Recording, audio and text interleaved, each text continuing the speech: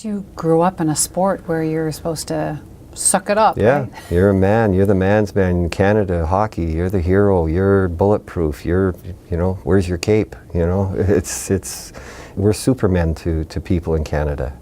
So that big brave front that we put on sometimes, it is just that. I mean, I wear a mask playing goal. I think I wore a mask outside the net too.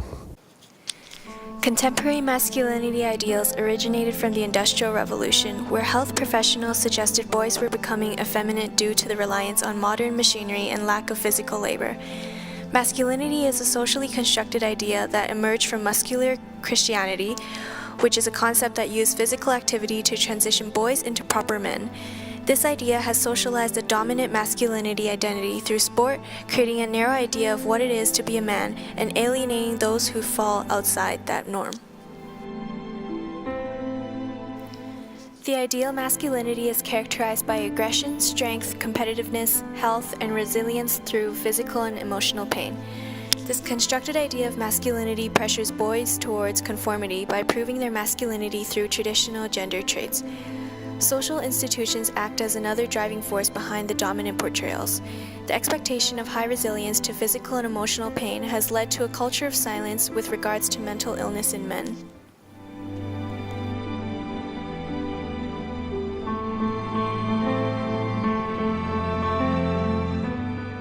The masculinity ideals that are so deeply embedded into the culture of hockey supports a culture of silence around men dealing with emotional stress and mental illness.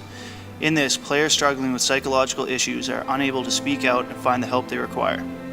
This has resulted in worsening mental health issues, increasing chance of drug and alcohol abuse, and increased suicide rates among athletes. Some cases of these are Rick Ripon, Wade Bellick, Derek Bugard, and Clint Malarchuk. Clint Malarchuk, a former goalie for the Buffalo Sabres, endured what is now known as the most horrific sports accident. During regular game contact, an opponent player's skate severed Malarchuk's carotid artery, putting him in a life-threatening situation. After Malarchuk's horrific accident, he returned to goal in only 10 days, with no counseling or psychological rehabilitation. It is possible that he returned so quickly to maintain his reputation as a man. Later in life, Malarchuk had a suicide attempt and spoke out about his experience of mental illness with reporter Wendy Mesley. It was almost like a game. I picked the gun up, put it under my chin, and pulled the trigger. What happened? It went off, and fortunately I got a thick skull. The bullet's still lodged in my skull.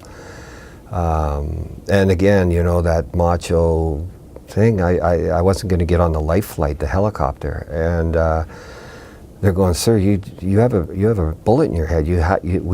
Right now you're conscious, but it could move. We don't know. You have to get on the helicopter." And I'm like, "No, give me a needle and thread, sew it up, I'll be fine." Yeah. Malarchuk is just one known example of an athlete speaking out about their experience despite the stigma surrounding mental illness, although this is a common unspoken trend among male athletes. The lack of statistics on mental illness among male athletes speaks for the nature of the topic itself.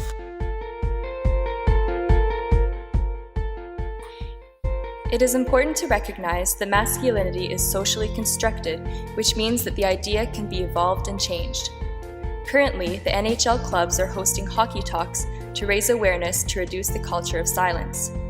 In an interview, Malarchuk discusses how hockey organizations are improving on making an effort to speak out, but in order for change to occur, society needs to continue having these conversations to educate the general public on mental illness. Some future solutions include educating youth coaches on how to avoid promoting dominant masculinity and learning how to be open about mental illness, enforcing proper psychological and physical rehabilitation for players who suffer from traumatic injuries, continue to chip away the stigma surrounding mental illness, especially in male sports.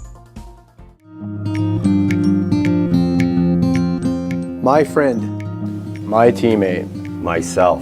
Whether they tell us or not, 1 in 5 Canadians will deal with a mental issue at some point in their lives.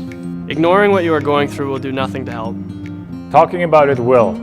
You'll find out you're not alone. You'll find out about what type of help is out there. People's perceptions of you will not change. Mental health challenges do not have to define who you are. if we simply talk.